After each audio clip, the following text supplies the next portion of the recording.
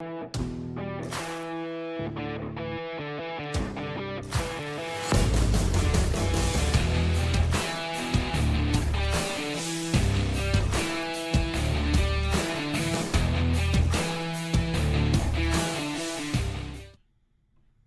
everyone, welcome back to Collecting Nolan. This is Russ, and it's another Sensational Set Sunday. Today we're going to be talking about the 1993 Pacific McCormick and Company Milestones Nolan Ryan set. So let's go ahead and get started. So everyone who is familiar with Nolan Ryan cards are probably pretty familiar with the sets from the 90s, the early 90s, namely 91, 92, and 93 Pacific cards, because you could buy them almost everywhere, and there were so many of them. I think in the 1991 set, I think there was at least I think there was like 110 cards, I believe, or there was probably more than that. In 1992, there was a similar amount, and then in 1993, I believe, the final set, which commemorated his 27th season, they had over, I think, 250 cards. So I think everyone's pretty familiar with those. So I just wanted to introduce or review this kind of special set from 1993 that was only given out at a baseball game for the Texas Rangers. So I don't really know how many copies there are of these. I imagine there's probably several thousand, I guess. And I couldn't figure out which game it was given out at, but I just thought I would review it because it's not something that you see every day, and some people might not be familiar with it. So that's this is a 20 card set, and it basically uses a lot of the same photos from the Pacific, 1991, 92, 93 sets, but it has a different logo on the front, and the cover card looks like this.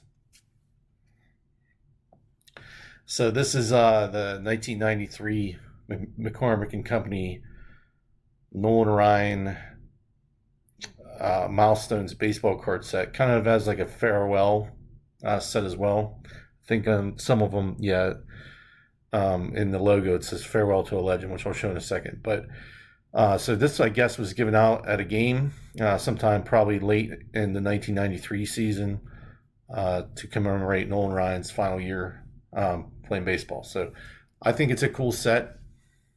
And if you don't like Nolan Ryan, then you could always just turn this in and use it as a coupon for some Hot Shot red pepper blend spices. So, if you weren't a Nolan fan, at least you were getting a coupon out of the deal, saving 55 cents. Maybe you could use that like when they doubled the coupon days. If you remember those days, you could double your coupons on some days. So maybe save $1.10. I'll keep it for the Nolan card though. So 20 cards in this set, and it just commemorates a lot of his milestones. And we'll go. So here's the first card showing no hitter number 1, and you can see down here instead of the normal Pacific logo, which would just have like a fastball similar to this, or it would have his 27th season logo if it was a 1993 card. It has this McCormick's logo kind of on it that says number 34, Nolan Ryan, 1993, Farewell to a Legend. So it says that down there. And then on the backs are completely different than what you see in the Pacific trading card, normal cards. So it basically uses the same picture back as Nolan, but on this one it shows, the box score for his first no-hitter, which I think is fantastic. And the number is down here, followed by another logo up there, and with the McCormick logo there. And this also is, I guess Brookshire's is also a sponsor for the card too, because their logo is on the back as well. All right, so card number 2 talks about no-hitter number 2. So again, same logo on the front, box score, the no-hitter number 2 on the back.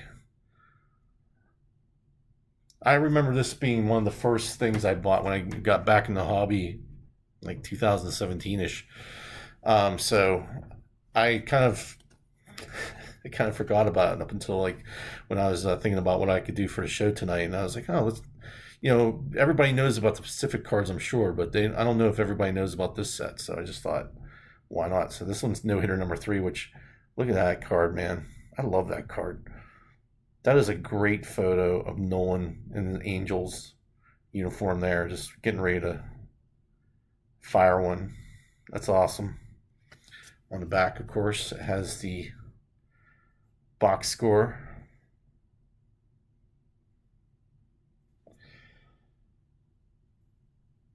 So it says, and it gives like a little factoid above it too. So like for this one, it says in the final game of 1974, Nolan Ryan threw his 3rd career no hitter. I didn't know that. I didn't know that was his final game. And then for the no hitter number 2, it said Ryan became only the 5th man in history to throw 2 no hitters in a single season. I think I knew that. And then on the first one, it just says on May 15th, 1973, he chalked up his first no hitter. So I like these cards because the backs are different, the fronts are a little bit different, and it gives that little factoid at the top for some of these cards, and on some of the backs of them, it gives like this whole story about it. So, but we'll get into it as we go. So here's no hitter number 4, which is a great picture as well, with the high leg kick that he's coming down off of, and again getting ready to smoke one past you. And then the box score for the 4th no hitter there. And here it says, of course, it says it tied him with Sandy Koufax. And this one was against Baltimore Orioles. Sorry, Jim, about that, but that is a cool no hitter, though. You have to admit, Nolan's 4th one to tie Koufax. And then this one's an awesome card too, number 5, 5th no hitter. The rainbow uniform there, pretty sweet. Ryan became the first man in Major League history to throw 5 career no hitters, and that was back in 1981, a little bit after I was born, but it was late in 1981, I believe. It was September 26th.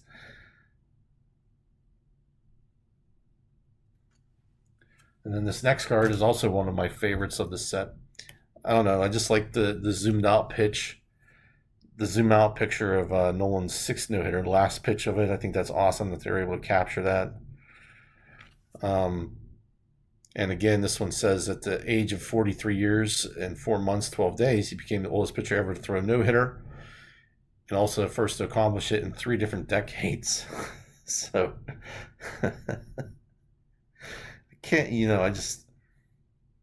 I say this all the time, but the older I get, the more I appreciate how just incredible this guy was. Just incredible.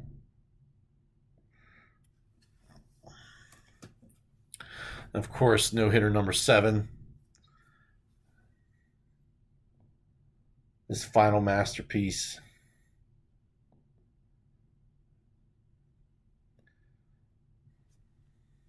There's the back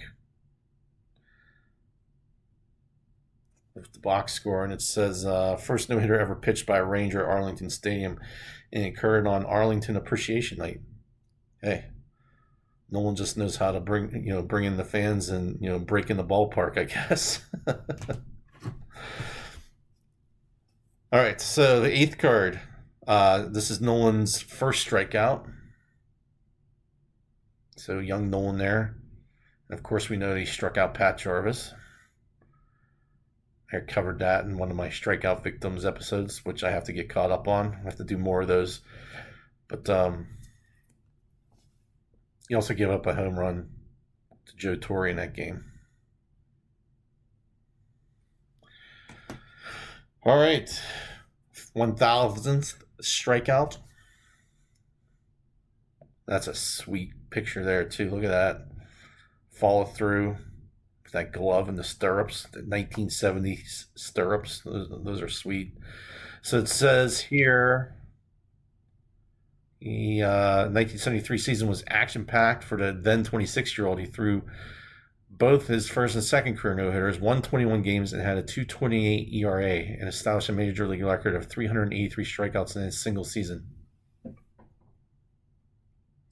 Please tell me how he did not win the Cy Young that year. Tell me. That's impossible. Impossible. I don't. You're throwing 2 no-hitters and break the single season strikeout record in the same year, and you don't get voted as a Cy Young. That's highway robbery. I'm sorry. That's how I feel. That's how I feel. But didn't happen. That's okay. The number 10 cards is 2,000 strikeout, and the 2,000 strikeout victim was, for you trivia guys out there, was Ron LaFleur. I didn't know that. I'm reading it off the back of the card. Which occurred on August 31st, 1976. So I love this. I love the set that they put together. I love the little facts. I love how they spaced out his milestones, because here's the 3,000 strikeouts, number 11 card. So you get the fuzz off of the front. Nolan's now with the Astros, 3,000 strikeout. And he struck out Cesar Geronimo of the Cincinnati Reds, which, also trivia fact, was also Bob Gibson's 3,000 strikeout victim. Which says that on the back of this card, but I also said that either last week or a few weeks ago. I can't remember. Or maybe I didn't. I don't remember. All right. So another awesome picture, another awesome card is when he broke Walter Johnson's record here. Look at that picture, man. It has like everything captured right there. An umpire, catcher, Nolan, the batter. Just the depth there with the 123 meters. So they're in Canada. Back air. It's just a great shot. So he struck out Bob Engel. No, I'm sorry. That was the umpire's name. He struck out Brad Mills. Sorry. Brad Mills was his 3,509th strikeout victim. It was on a curveball, and on the back of the card it says, "I was looking for a fastball, but then Ryan threw a curve and I got vapor locked." That's a quote from the 90s. Vapor locked.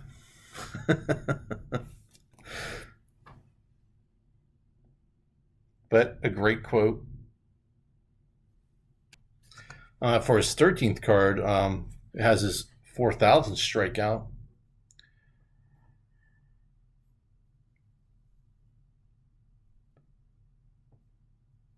Which was Danny Heap.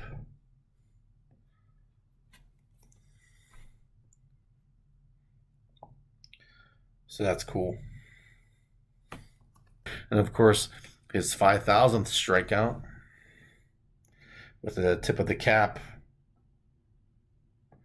And that was the great Ricky Henderson that we all know. But look at that. I really like this set.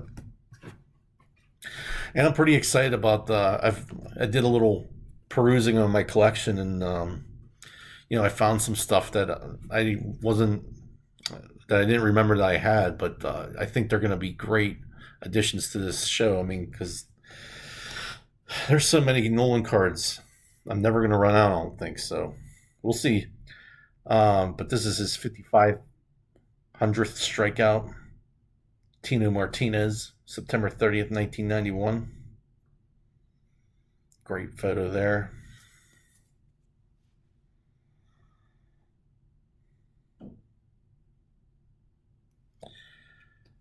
And then his first major league win. So that's cool. So they went by no hitters, then they went by the strikeout number, and now they're going by wins. So this first one, of course, is with the Mets.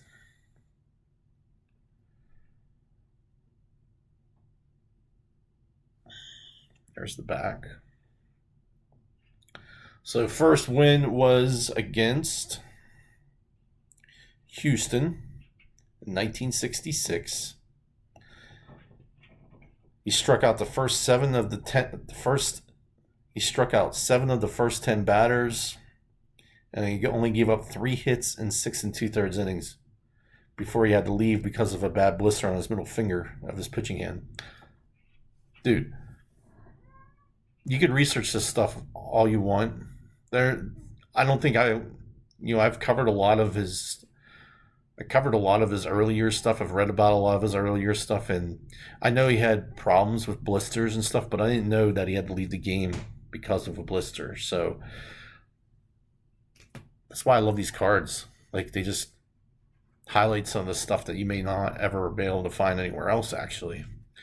Because I believe these were all like I think these were like Nolan approved or something. Like, he actually like had something to do with the production of these cards. So maybe it was him that was throwing out these little tidbits of information. I don't know. I'm just thinking about it. But here's his 250th career win, which happened against the Cubs in July 27th, 1986, 7-1. He pitched a shutout. So crazy. Now let me show you the back.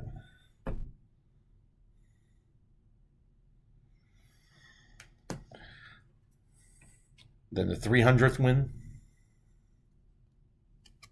Another great card. Capturing that pitch. The ball coming. I don't know why, but that ball looks like it's like 10 feet up in the air. Trying to look at his hand. I can't really tell if that was a curve or not. Maybe it could have been like the split change. Not the split change, but the circle change. I can't tell, though. It's hard to say. But that ball just looks like it's 10 feet up in the air. It's kind of crazy. So 300th career win came against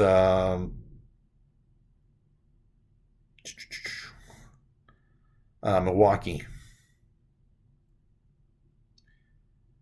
And he was the first 300-game winner since Don Sutton in 1986, and the fourth oldest to ever accomplish the feat.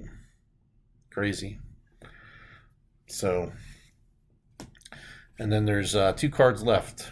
There's this one that talks about his legendary 100.9 mile per hour fastball, which today they say is probably closer to, some people say it's probably closer to 108. I don't know. Like, I feel like it probably might have been, because I was watching something on Pitching Ninja like a couple years back. The Pitching Ninja had his game where he threw this pitch, and it had him up. He put it like frame.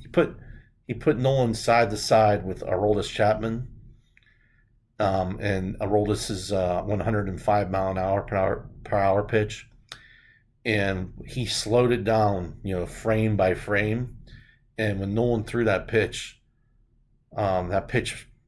beat Aroldis Chapman's to the plate. Now, I don't know how scientific that is, but it just beat it by like a split hair. But it was just it made it there quicker. So I don't know, but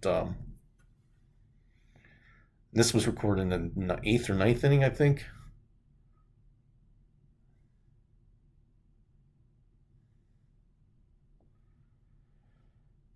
I think it was in the 9th inning. But what a cool card that is, to capture that moment in history. It was at least the fastest at that time. Whether or not you believe it to be 108, that's, anybody, anybody can believe whatever they want, And then the final one, which is awesome, has the Texas flag, a Lone Star legend in the background, Through that landscape. That is an awesome picture there. Red, white, and blue. And then, fittingly, it has all of his stats on the back up until 1993. So this was done in the 19, they gave this out obviously in the 1993 season. So didn't have the 93 stats. So that is that for the Pacific McCormick and Company Milestones set, and other places call it like a farewell set. As far as cost, it's definitely more costly than Pacific cards in general. It's not as costly as the 1993 box set of Pacific cards, like all 250 of them. But I think you could get these ungraded probably for between $40 and $50 for all 20 of them. I think that's probably what I paid, maybe less. I don't know. I think, but when they're graded, these things tend to be a little bit harder, more expensive. I saw some going for $80 or $90 and fairly high grade. So I don't know how often they pop up on eBay because since I already have the set, I don't really look for them. And but I just thought I'd introduce it to you because I didn't know if anybody else knew about this set, or if you did, do you guys have it? If you do have it, do you like it? Just let me know. But thank you for watching, and I'll see you at the next one. Thanks. Bye.